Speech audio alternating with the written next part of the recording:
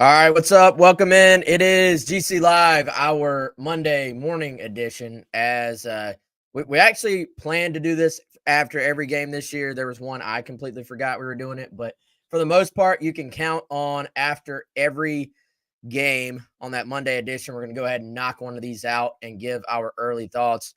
Chris has got his coffee mug. So do I. We're prepared for a Monday episode of the show.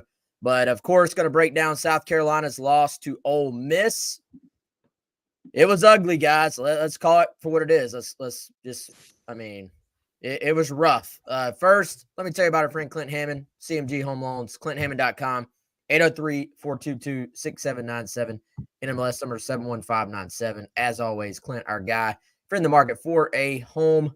Hit up Clint. He's going to walk you through the process. And even if you're just thinking about, hey, I've been a renter, I want to be a homeowner, what does that look like in today's home buying climate? Clint can walk you through some numbers as far as what you might be able to afford, what that looks like in terms of monthly payment, down payment, all those different things. Again, 803-422-6797. Where do we start, Chris? It was bad, man. I've gotten through most of my rewatch. I feel like there's a lot of games, like if you want to compare this one, there's a lot of games that kind of came to mind that it wasn't exactly like it, but it just felt similar. Some of it to me felt a bit like, the loss to Florida loss at Florida right before South Carolina goes on the run where they beat Tennessee and Clemson. Some of it, to me, Chris, felt a little bit like almost the opposite of the Kentucky game in that every, meaningful play in this game, it felt like Ole Miss made the big plays. You know what I'm saying? Like, if you go – so we all sat there, and it felt like Ole Miss controlled, this entire game almost. And then you look at the stats, and you're like, wait, how does Carolina have more first downs than Ole Miss did? That's not the way the game felt watching it. And, Ole Miss got basically more out of their passing game, more out of their completions than South Carolina did. But the stats really don't tell the story to just how this game felt watching it. And I think a big part of that is Ole Miss made the big plays in this game. And, I think we got to call it for what it is, man. The early mistakes, the fake punt after you've gotten a stop and then not getting it, of course, the fumble, allowing the touchdown before the half, which also came along on the same drive that they accepted the holding penalty instead of taking second and 17. Beamer basically admitted yesterday that, hey, that's a mistake. That's on me. It, to me, just really felt like, so this is not a South Carolina team at this point built to come from behind. We know they wanted to run the football a lot, Chris. When they're down 14-0, 17-3, then 24-3 going into the half, it's just, it was going to be hard to come back. And I think, Kiffin did go for it on that 1 4th down, and Carolina got a stop. You could feel the momentum briefly shift back towards South Carolina. And I think from that point forward, after they didn't get that, I think Kiffin actually had a pretty mature plan of, hey, we're still going to take our shots down the field. It's not an old school, what we used to see, like Lou Holtz, just we're going to sit on the ball.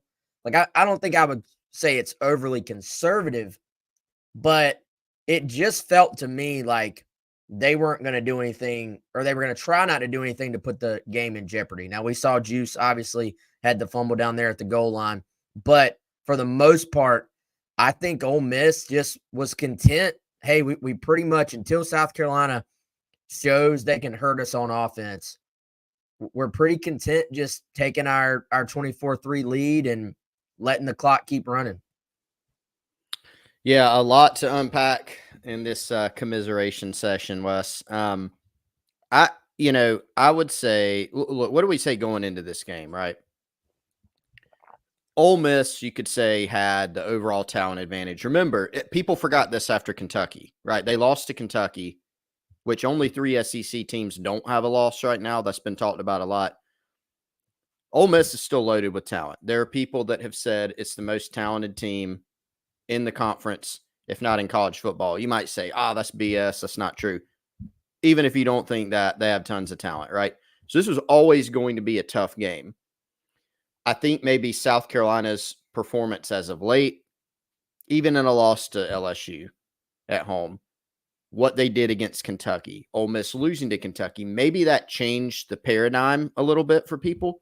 It's still a very talented team, still probably a very, very good Ole Miss team, right? Now, none of that excuses what you've gotten into and what we're going to continue to get into, mainly with some of the decisions, the way that South Carolina tried to play offense on Saturday.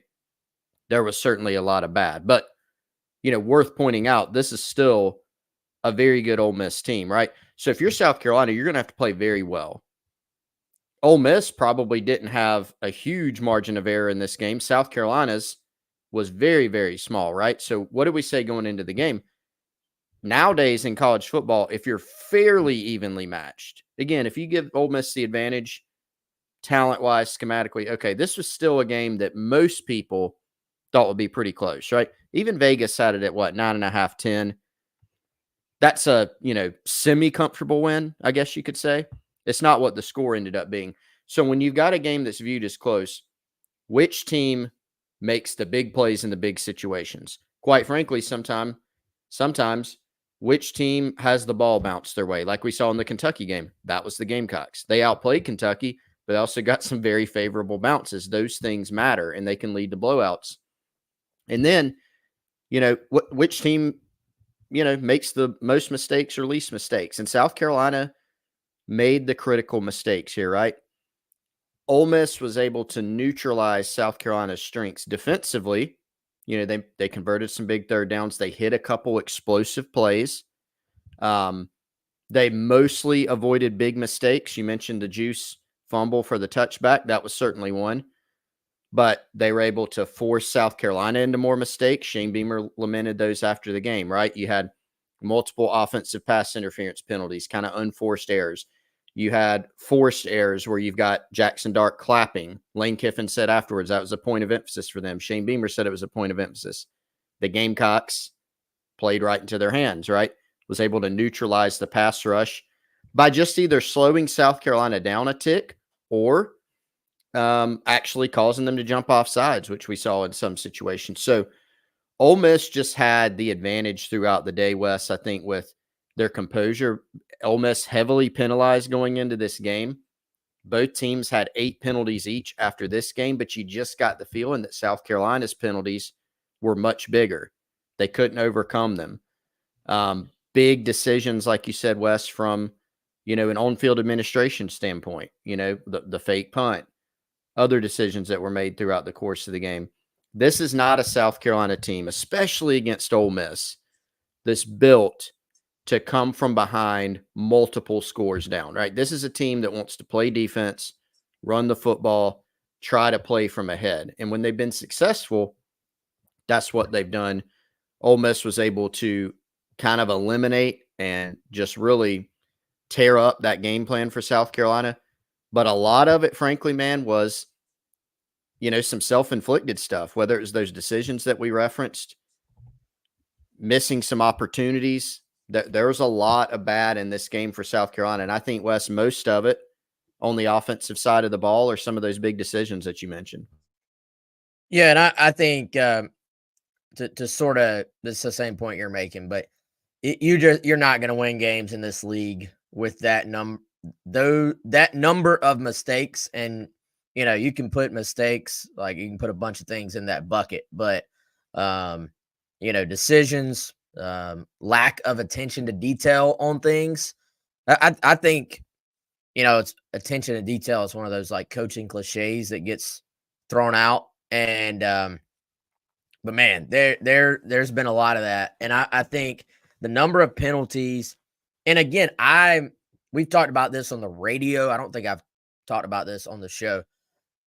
Penalties, like having more penalties is inherently actually not always bad. Like it's one of those stats that doesn't necessarily tell the whole story. If you have no penalties, a lot of times that means you're probably not being aggressive enough. Like but to me, that is penalties that take place within the confines of like, hey, you're trying to cover a guy downfield and you get a little too aggressive, or you know, I'd rather you block somebody and hold them sometimes than, force them to make the call. I mean, I feel like that's what teams have done against Carolina's front.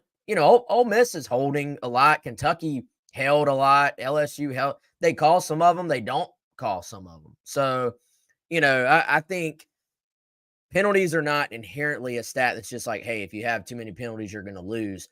But, when you're jumping off sides, when you have, unsportsmanlike penalties that extend a drive, when you have attention to detail penalties on offense, to me, there's something that has emerged, and people can say what they want about the offense. And typically, Chris, when you get into a bad play calling, most of the time, I mean, that's the guy around you at the stadium going, oh, you should have passed when you ran, or you should have ran when you passed.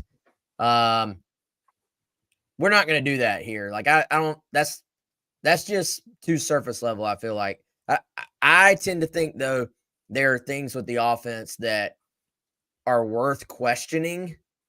And I think you got to have some concern about the attention or lack of attention to detail. Like, how many times has the offense been called for an offensive pass interference or an illegal man downfield this year? And take away the phantom one against LSU, but the other ones, you can make contact with a defender if you're a wide receiver, but it's really about knowing when you make that contact that you make it like you're still running your route. Yep. In college football, you can block downfield, but the pass has to be delivered behind or at the line of scrimmage. We saw Ole Miss almost get called for offensive pass interference. The ref says, no, that was right at the line of scrimmage. So that's an attention to detail thing. Sometimes the guy getting called for the offensive PI or the illegal man downfield is not on that guy. It's because the play got disrupted, or somebody didn't know the full details of what the play was trying to accomplish and did not complete the ball at or behind the line of scrimmage. And that can be a timing thing on the quarterback. That can be a route by the receiver. That can be on there was one called earlier this year where I think the play was probably designed to be past the line of scrimmage, but the receiver was supposed to wait before. Like, it was definitely designed for the receiver to be blocking. But the timing was off. So it's like these little things on offense that tell you, all right, are you trying to do too much from week to week? And that's when you get into speculation on my part. But I've given a lot of credit for Carolina and for the offensive staff and for Dow Loggins when from week to week, like I thought they had some great elements against Kentucky in terms of like, hey, here's what they do on defense. We're going to put in we're going to run these plays to counteract it. Mm-hmm. Great game plan against Akron, like getting Robbie comfortable. Perfect game plan. Honestly, this one, like, if we're going to this is not just blanket saying, hey, this is terrible. They're terrible. Credit where it's due. Some games, this game plan. And they even said, hey, Ole Miss did things differently than we thought on defense. I think if you go look at what they were doing in the second half, what South Carolina was doing in the second half, and it obviously did not result in the points, but in terms of just moving the ball, completing some passes underneath, getting the ball to Larverdane and letting him make some people miss.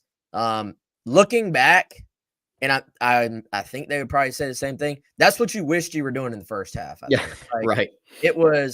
I think it was a little they didn't get there quick enough, I think, to give the offense a chance. And I know I'm getting very long-winded here, but and Coleman makes makes a decent point.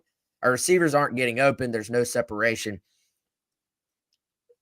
I think Coleman, you got a point. Like, they got to get more from the wide receivers, but we've talked. This is something else we talked about. South Carolina's gotten some scheme wins this year where you say, hey, that's a great route combination versus that defense. Ole Miss is playing their little funky zone that sort of mutates as you do motion and all this stuff. And I think like they were not saying, hey, we're going to play bump and run, man coverage, go show you can separate. They're playing concepts, like they're playing zones. That a lot of times comes down to, all right, what routes are you running? What route combinations are you running? Can you put something together that springs someone open versus what this defense is trying to do? So I don't know, man. Like, I think the receivers do have to help out a little bit more. There are a couple of balls that were thrown that I thought were in traffic and in pretty good spots where you're like, man, some strong hands would help this, would have helped. Falling down on the third down where you have a good play call on, great play call on. Yes. I think it was a mesh type concept, shallow cross, throws a little bit off, maybe makes the receiver reach a little bit more. But it was that kind of day, man. You knew. I mean, we were already there, but I think when you saw Carolina have the right offensive play call on, the right protection, the right read, the right throw, and then the receiver falls down after catching the ball on third down, that was like a microcosm of the entire day, I think. Yeah, well, and that goes back to the point, like you've got to cash in on those opportunities when you have them. There's another I can't remember if that was a third down, Wes. I don't think it was, but there was a ball that was thrown over the middle by Sellers, might have been on an RPO. That was one of those tougher catches, like you said, contested, but should it have been caught? Probably so. Lenoris, another really good play design. Gage Larvidan running wide open into the end zone. Ball's overthrown. They had a nice scramble play by Sellers. Throws the ball to Josh Simon, normally pretty sure-handed. Did he get wrapped around a little bit? Probably.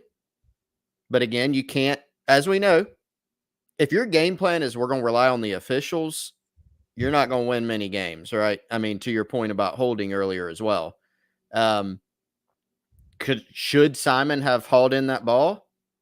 Maybe. I mean, that's the type of plays. If you're going to beat Ole Miss at home, you probably got to make some of those, right? So I do think nuance and context is important. And some people may say, Chris, you're just, you're absolving the offense and the staff and explaining things away, making excuses. I'm not. But here's what I'm going to say. There were some plays where it was there and you had the stumble or you had a drop or you had the quarterback holds on a little bit too long. Like you had some of those player mistakes. You certainly had some schematic issues throughout the game, especially in the first half, which I think you covered, Wes. Like you had those things, right? You've also got South Carolina, as we expected. We thought the defensive line for Ole Miss would cause some issues. They did. They caused too many issues. So up front, you gave up 6 sacks. You still, again, I think had some problems picking up games and twists and stunts up front. You had some problems with that again. You had 10 tackles for loss, so you had too many negative plays once again, right? Like all those things were there. Now, Coleman's making a lot of good points in the comments today. One thing I would say, you said, Coleman, the offense is we have the talent, defense is playing well, offense is miserable to watch. Certainly was miserable in this game. South Carolina's had some pretty good offensive games this year. Kentucky was a good offensive game. Carolina scored more offensive points than Ole Miss did or Georgia did against Kentucky. They did it on the road. The LSU game, pretty good offensive game, right? Old Dominion, very bad offensive game. So you've had a couple good ones. Akron, some people may not even count Akron West. You should score 60 points anyway. So whatever. Couple bad performances, couple good performances. Very inconsistent, right? And obviously on Saturday, not even close to good enough. But you can't say all 5 games have been bad, right? So what does all this mean? I think that's what we're trying to figure out. Because now you've had a poor offensive performance where it feels like you got outmatched, right? Like schematically, you don't walk away from this game going, well, South Carolina, the reason they lost is they just missed opportunities. There were some missed opportunities, but it feels like they didn't create enough as well, right? I don't know if you agree with that or not, but it feels like they didn't create enough. So now you're staring down the barrel of, now you got to go to Bama, got to go to Oklahoma. You'll play Clemson this year. You play Missouri. Like, you look at all the teams that you've got to play, and you look at the inconsistency on offense. Can you rebound and play well enough to be able to win some games? And I think that's a question. It's a very fair question, because Saturday, wasn't close to good enough.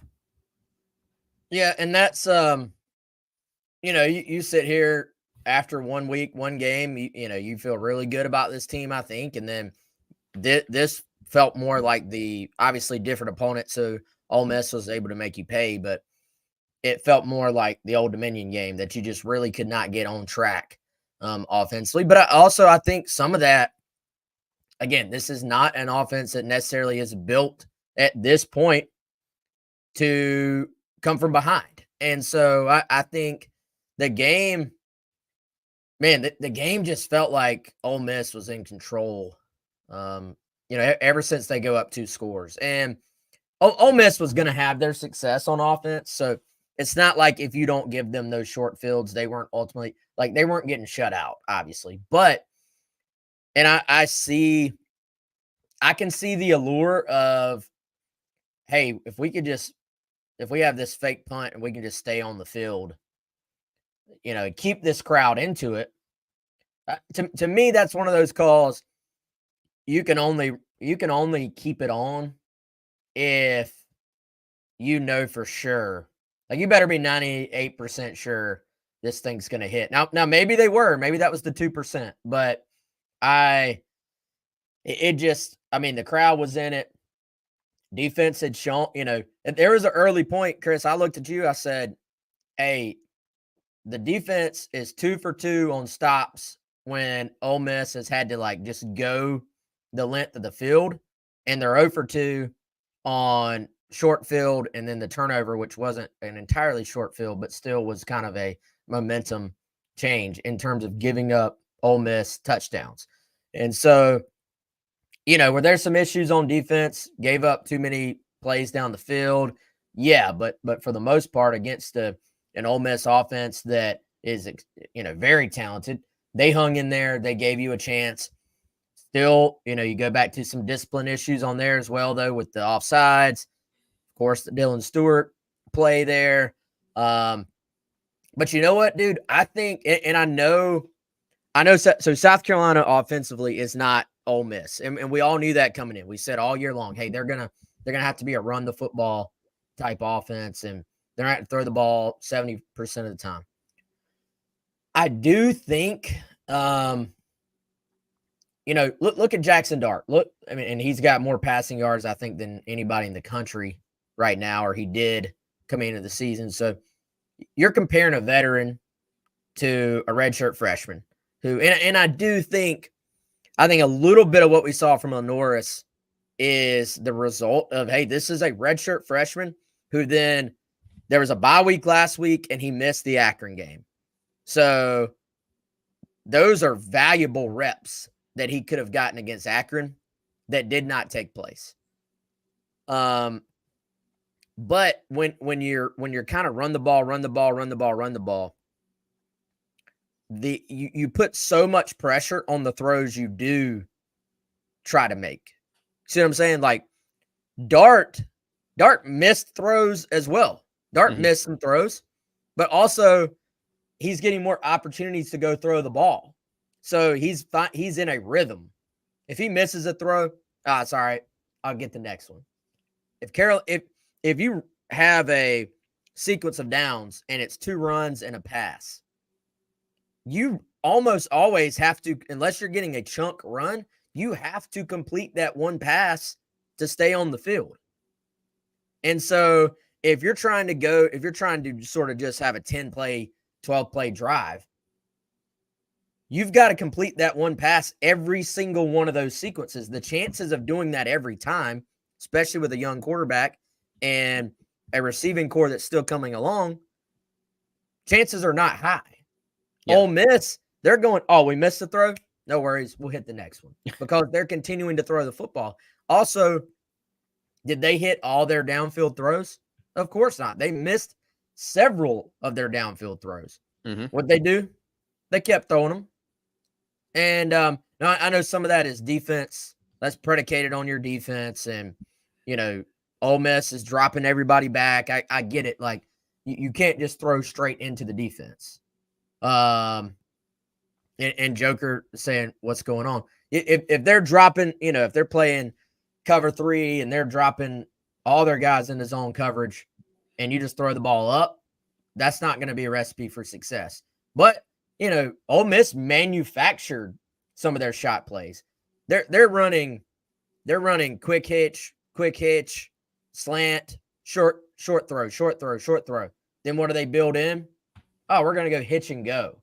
We're going to make you squat on this short route, and then we're going to run past you. So I do think, man, Ole Miss's offense is a little bit more of, hey, this is who we are. Are we going to make adjustments from game to game based on our defense? Yes. Or based on the defense we're playing, I'm saying. But everybody makes small tweaks. But, hey, this is who we are as an offense. We're going to have a scheme. This is who we're going to be. And then we're going to force you to adjust to us. And so I think when you do that, when you have that, and I'm not saying Carolina needs to switch and throw the ball 70% of the time. I'm not.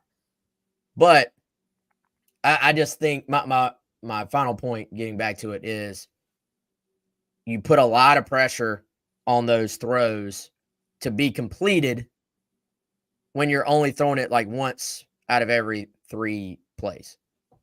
Yeah, I mean, we saw, Sellers got bailed out by a poor decision, frankly, early in the game. Throws a ball up on the run, didn't see the safety, it appeared.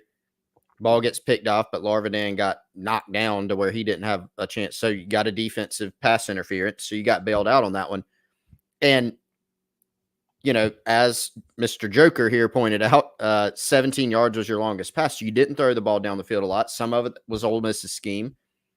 Some of it was you didn't see some guys. Remember later in the game, Wes, Michael Smith was running. It looked like wide open, right? On what may have been a touchdown, certainly would have been a long play. Didn't see that. Probably was a touchdown. Honestly. Probably was a touchdown. And that was one of those, hey, that was a good call versus what they had. Yeah. On. So, it's just a lot of different things there. And Mark, let me address this real quick, Mark. I don't know, we're saying we're calling a spade a spade. I mean, we have said it's not like if we came on here and said everything sucks, fire all the coaches. Like, I don't know if that, maybe some people want to hear that. Not a great show. Like, we're trying to analyze actually what happened in the game. We're saying it was bad. It was not good enough. I couldn't have come on the show the Monday after South Carolina beat Kentucky 31-6 and scored 24 offensive points and said the offense was horrific that game. That wouldn't have been accurate. So again, I understand that's what makes college football great is every week is a season. Man, especially in 2024, right? I mean, How many teams went down this past week? That doesn't mean it's okay for South Carolina to have gone down. It's just illustrating the point that as much as ever, it's any given Saturday. Vanderbilt just beat number 1 Alabama at their place, right? You have to play well to win. Every week's a season. Alabama just got done knocking off Georgia. They lose to Vandy, right? South Carolina beats Kentucky 31-6 on the road.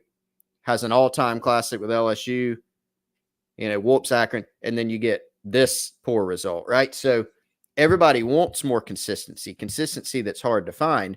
That doesn't mean it's okay to not have found it. Doesn't mean this result's okay. But we're not going to go on here after a game and pretend that the entirety of the season has been the same as it was on Saturday, because it hasn't been, right? Now, if they have a couple more performances if they go score 3 points against Bama, 3 points against Oklahoma, we're going to be coming here on those Mondays saying that was really bad. And now it's a trend, right? So we're just trying to kind of go off what we see. One more thing, Wes, here. Well, not one more thing, but one point I want to make to go back to the defense earlier. So when you look at offense, defense, and special teams, South Carolina was not able to play complementary football. Great example with special teams, the fake punt, right? You kind of telegraphed, in my opinion, what you were going to do. You had a tight formation where you're almost obviously running the ball up the middle. Ole Miss stopped it. Huge momentum shift. Things weren't the same after that. You weren't able to overcome it, right? That was a big play on special teams. Ole Miss had 3 touchdown drives in this game. The starting field position for each. South Carolina's 36 after the fake punt. And then the other 2 were from the Ole Miss 41, right? So a lot of times, or every time on those 3 touchdown drives, Ole Miss had favorable field position from a turnover or South Carolina's inability to move the football on offense. So it goes back to something you say a lot. Even if you're not scoring, are you moving the football some and being able to flip the field? In this game, Wes, normally you don't want to see your punter on the field. Would have been okay to see Kai Kroger another time or 2. He punted 4 times. He missed pinning Ole Miss on the half-yard line by about a foot, right? Averaged over 50 yards a punt. Instead, you had some bad turnovers, right? You had the fake punt. Lenore Sellers threw a pick as South Carolina was driving later in the game, right? But still, so your inability to play complementary football offensively was big. And, somebody referenced earlier the longest pass being 17 yards. You look back at South Carolina's successes this season, this is an offense that is more predicated toward the run, but Wes, is also predicated a little bit too much on explosive plays, right? You don't want to be overly reliant on those.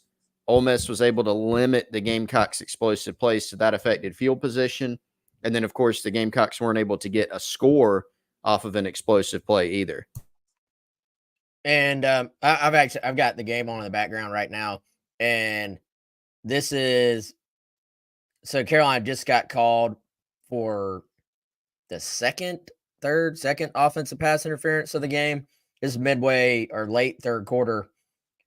Now I feel like you're at the point where referees are looking for it as well. Like you've had so many offensive pass interferences at this point that you got a reputation. And so that's obviously not good. But this is not an offense that's built to be down 14-0, 17-3, and it's not an offense that's built to convert 3rd and 20s either. And dude, offensive pass interference, that might be the most random.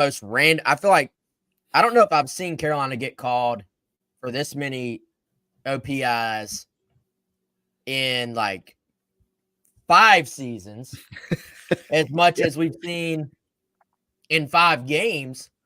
But dude, that is a drive killer. Oh, like you're done. If like what are the stats? I wonder. How they have that thing where they're like, if you have an explosive play on a drive, the chances of scoring it's like incredibly high. What are the chances of scoring on a drive where you have an offensive PI? I bet it's I wonder if intentional grounding may be the only worse option there, probably. Yeah, but by the way, Ole Miss should have got called for intentional grounding, I still believe, on that one. That was so funny. You were 100% right. You're right. Spencer Rattler would have been called for that. It would have been immediate too. Like, yeah. But our guy Spencer, he had some that were legit, but you'd be like, there's a receiver right there, and they're like, nope, it's over his head. That's it. He wasn't trying to throw it to him. There's a flag. Did you see who caught that ball on the replay? No, I didn't. Lane Kiffin. Nice.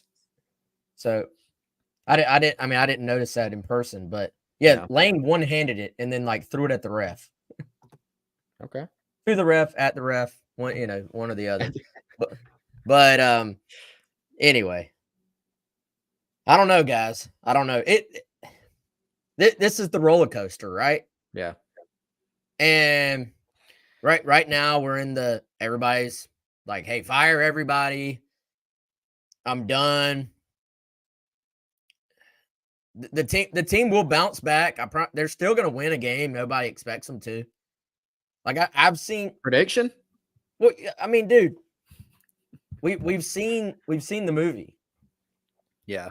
We've seen how it ends, and it's not just South Carolina. That's like you said, dude. College football right now, it is. Everybody's got some talent. Like everybody might not be great, but everybody's got some talent. If you shoot yourself in the foot, you can get run out of the building. Mm-hmm. Like Burley says, we are now the worst team in the SEC East.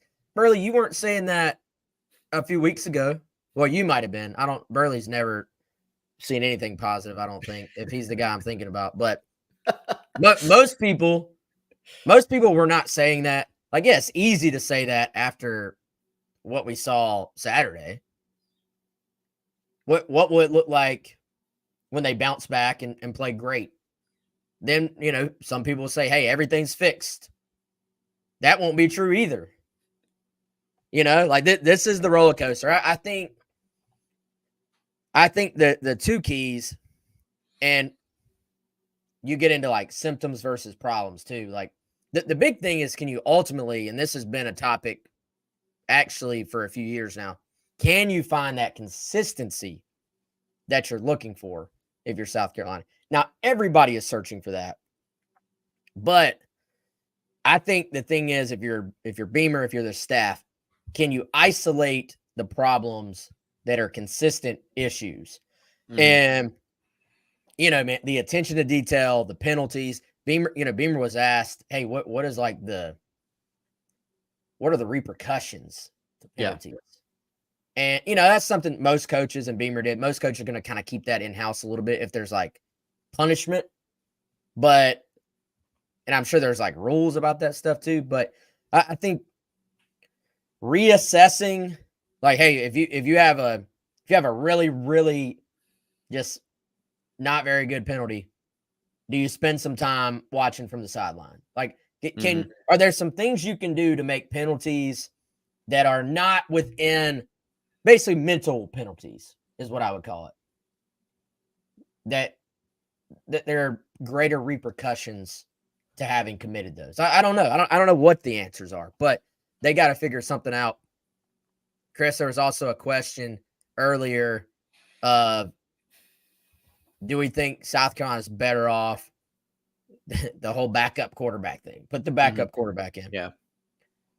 My answer, and everybody can agree or disagree, my answer is decidedly no. I don't think they should make a quarterback change. I really don't. I don't know how you feel, Chris. Yeah, I think I agree. I saw, guess what we saw resurrected today, Wes? It was not a take, it was a question. Is Sellers an SEC quarterback? And, we saw it after the Old Dominion game, literally his first start, and guys, I mean, I knew we were a microwave society. We've got 4 games, basically. I mean, Sellers has not played in 5 full games, right? He missed the Akron game. He missed parts of Kentucky and parts of LSU, right? We knew, like, it doesn't make it, worth celebrating or even acceptable, but we knew this offense was going to have some questions. We didn't come in saying, probably average about 42 points a game or so. What you can't have is what you saw Saturday. What you can't have is what you saw against Old Dominion, right? So you've got 2 games, and you were fortunate to win the Old Dominion game. You can't have 2 games like that, right? When you lose a football game, there's always going to be things that come to the surface that were warts, or you just didn't play well that game, right? Like Georgia just went through this. Bama just went through this. South Carolina's going through it. They've had to go through it twice now. And I think it was two very different games in the manner in which they lost, right? That's why the LSU game was so rare. You don't normally get through a loss. People weren't that mad, Wes. I mean, some people, right? Because they recognize, man, way too many penalties. But it was such a different conversation after the LSU game. Why? Well, it was a thrilling game. You did score some points on offense, right? You didn't lose the game 7-6. You scored points. You had some huge plays on offense in that game. You made some big defensive plays. The way that game played out, even though South Carolina had a lot of unforced errors and bad penalties, it was, hey, the refs screwed us, right? Now, whether or not you agree with that, that was the conversation. Conversation after this loss is much different. It's the coaches didn't put the players in the best position. And you know what? With our analysis of this game, there was truth to that. And Shane Beamer's mentioned that. I don't know what Dowell Loggins will say during his press conference this week. There'll probably be some of that, right? So the point is, South Carolina's gone through 2 losses this year. They've been very different. They've been different in the offensive performance. They've been different in game flow, outcome, or even how fans feel about it. I think what you have to avoid is an offensive performance like we saw against Ole Miss. And I think the concern is some of the things that we saw, we've seen throughout the year, even in wins. We've seen protection issues. We've seen too many negative plays. That's sacks and tackles for loss in the run game. We've seen a passing offense that has not been extremely dynamic against great competition. We've seen turnovers. Those are the things, right? And penalties. So if you're South Carolina, the question, I think, Wes, the bigger question, and I'll probably, people probably disagree with this, and that's fine. The question to me isn't even as much, are you calling a mesh route versus a comeback in this third down situation? It's, as coaches, can you fix the protection problems schematically or with coaching points? Can you cut down on turnovers? Can you cut down on penalties? If you do those things, you're still not going to go from a passing offense with major questions to now you're, 2019 LSU. You're not going there. But can you get better in the areas where you've really struggled and maybe incrementally get better in some of the other areas? Those are the bigger keys to me. And so for me, the conversation is a little bit less on play calling itself and a little bit more towards coaching, if that makes sense. A big part of coaching, part of that is calling a play, right? That's part of it. An even bigger part of it is how you're preparing your guys to execute that play, how you're preparing them mentally to not make some of these mistakes that we've seen, coaching them on how to avoid turnovers, what to watch out for in pass protection, getting rid of the ball earlier. Those are the things that I think are even more critical than an actual play call. Now, last thing, Wes, and I'm getting long-winded. Are there some play call issues at times? Yeah, probably. I mean, Beamer said, hey, they did some things defensively we didn't expect. You got to be able to adjust a little bit faster to that than going to halftime and finding some things then. You need to be able to adjust earlier and find some things or have a better plan coming in to execute those things.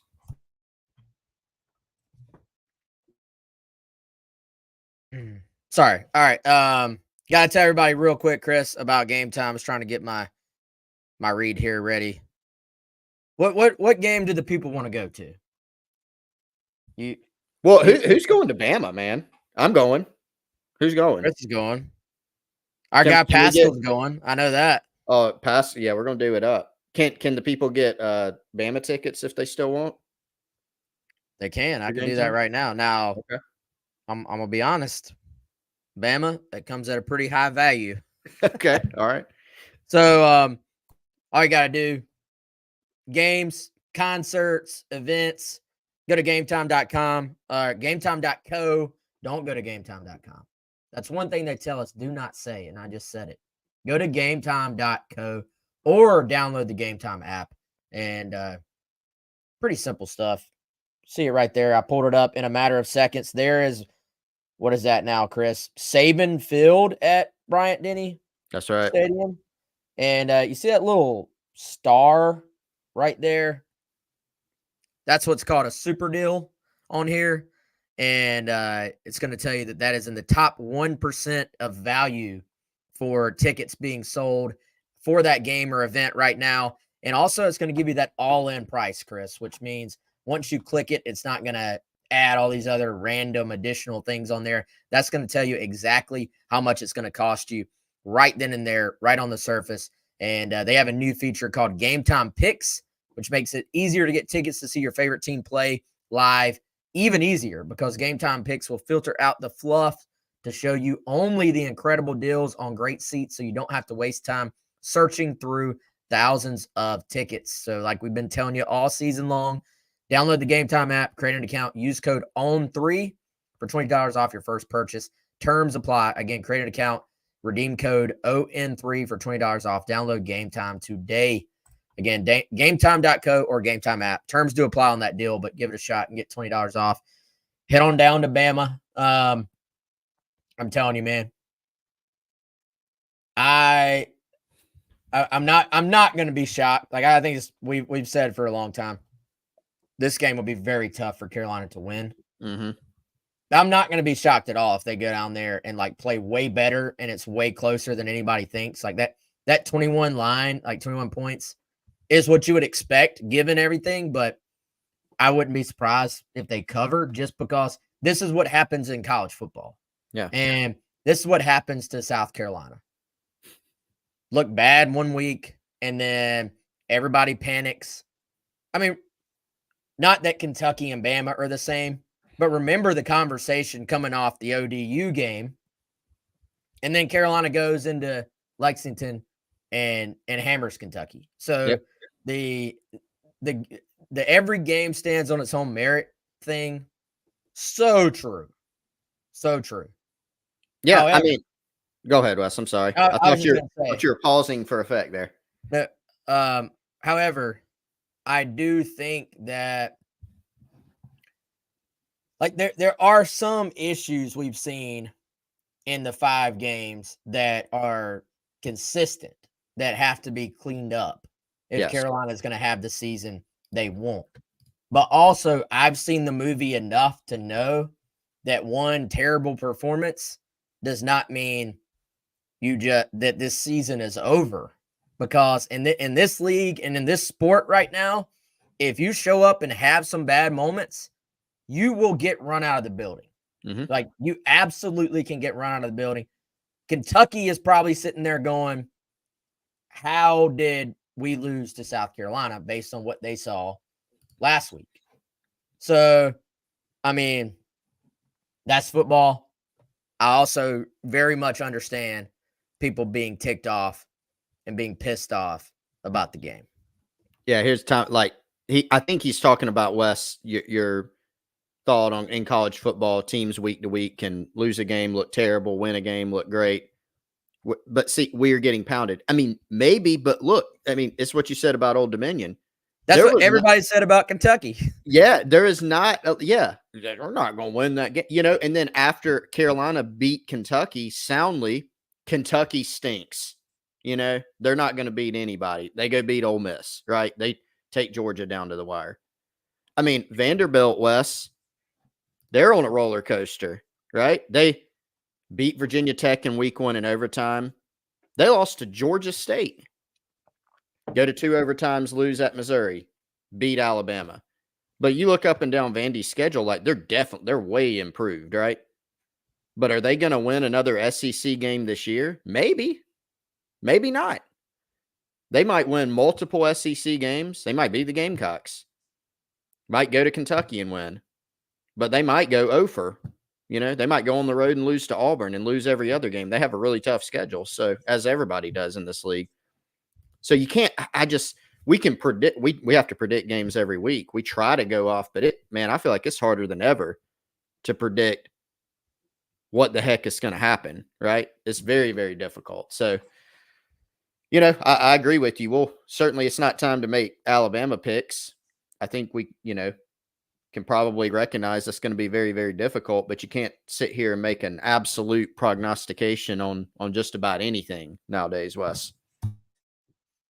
Well, I mean, and it's one of those things where if you say right now, oh, South Carolina's going to hang in there, you'll get absolutely blasted. Like nobody's even going to think that's a remote possibility. But then after it happens, it's like Tennessee game 2022. I mean, literally nobody on the planet outside of the building saw that coming. And then after, people are saying, well, why didn't you pick Carolina? So anyway, that's neither here nor there. By the way, Chris, I promised a shout out. So shout out to our guys, Matt and Sully. They came up to me at a tailgate, said what's up, said they were loyal listeners to GC Live. They said they listened to every show. So I'm going to take that to mean they're listening to this one. Shout out, Matt, Sully. Appreciate y'all coming up. Appreciate all the fans out there. That is one of the positives from these games is getting to meet people out there. So how about let's start shout out Monday, Chris. So I love it. If you come up to me or Chris at the game, say what's up. I listen. You have to say the words. Y'all have the best Gamecock show on the internet. Then Very loudly. You got to say it very loud. Yeah, then you get a shout out. So shout out Monday to those two guys, some great Gamecocks. And they were very believable in saying that they listen very often. So love folks like that, love the support, and shout out to those guys. We had some people around us at the stadium. Yep. That were loyal listeners as well. I don't think I caught her name. Trish. Trish. Okay, shout out Trish. Hopefully she's listening as well. But yeah, shout out Monday. So Saturday, if you see us, tell us your name. We'll shout you out on Monday. And I think, guys, if I don't know, we got more time. Shout out Nick at Night. He wants a shout out as well. It's a pretty good name, Nick at Night. You got to be a certain age, I feel like, to know what Nick at Night even means. Absolutely. I think Nick at Night's probably in our age group, bracket. But Chris, tell me something else about this game before we get out of here, man. Oh, man. You know what game it reminded me of, Wes, real quick, because I meant to say this at the beginning and I got off track. Different circumstances, because in 2022, man, remember the roller coaster that was, right? Starts bad, middle, pretty good. Go beat Kentucky, beat A&M. Remember that Missouri game that year, right? Everybody's keyed up. You've just beat Kentucky 24-14. You beat A&M for the first time ever at home by 6. Thrilling game. Here comes Missouri. Some people are saying, hey, there's a path here, And then just one of the flattest performances you'll ever see, right? And so it was a little bit different this time because Carolina's last SEC game was a loss against LSU. But like I said earlier, it was a loss where people still felt good about it, if that's possible, right? Normally a loss happens and you get what you get this week. Everything is horrible, right? That game was different. And so people still had a lot of excitement going into this game. I think more people talked themselves into it because Ole Miss had just lost to Kentucky. So all of a sudden they look even more beatable, right? And a flat performance, by the team, by the staff, and so it reminded me a little bit of that. How can you rebound from this game? So I go bigger picture. Can the staff and the team clean up the issues that we've seen throughout the season? There's some we've seen throughout the season, win or loss, and have more success down the stretch against this tough schedule. That's the big question. I got to fix, Wes. I've got to my lights went out in this room during the storm. Like, I have power back in my entire house, but for some reason the lights, I don't know if the switch went bad or these two bulbs simultaneously went out, but now I've got the light coming in, so like Two-Face on Batman. So we're gonna fix that before the next show. Apologies. Yeah, I thought I don't know, like the light of the world was shining. Like there's like some Yes. rays coming in on you there. The I thought le- it might th- just be this a side new is like approach. this side is good Gamecock football, and this is bad Gamecock football. We're just There you gonna go. keep going. There you go. There you go. Feel like I had one more thought. Did anybody catch your eye, like, man, through all the darkness, they just had a really good day. I'll tell you, Yeah. and I think these are the ones Beamer said too, but rewatching, dude, TJ Sanders, give that guy, I don't know Oh, if you give game balls on a performance like that, but he went into like Superman mode. yeah.